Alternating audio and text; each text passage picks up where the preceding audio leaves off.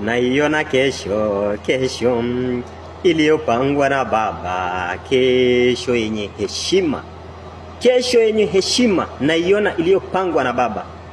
Nani alijua kwamba Mwenyezi Mungu anaweza kubadilisha Sauli aliyeudi kanisa la Israeli, aliyeudi kanisa la Mungu kwa baba wa mataifa?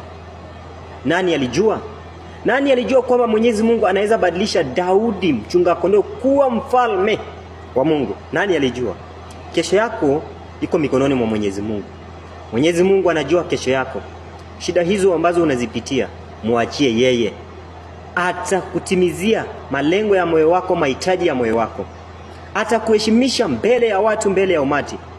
Tazama jinsi ambavyo heshima yako imeshuka, jinsi ambavyo heshima yako imeshushwa mahali popote.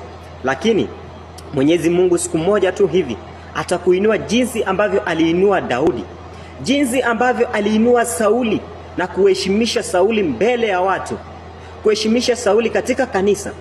Ukisoma kitabu cha Samueli wa pili 7:8, Mwenyezi Mungu amesema kwamba maandiko inasema Mwenyezi Mungu alibadilisha Sauli, Daudi mchunga kondoo, kuwa mfalme.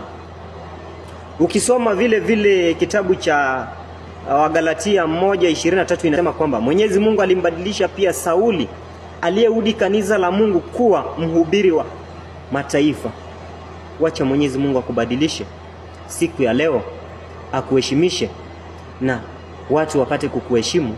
Shida zako waweze kubadilisha ziwe baraka, ageushe zisikuwe tena majonzi mbele yako, zisikuwe tena taabu katika maisha yako. Ageuze shida ambazo umepitia kuanzia leo ziwe baraka na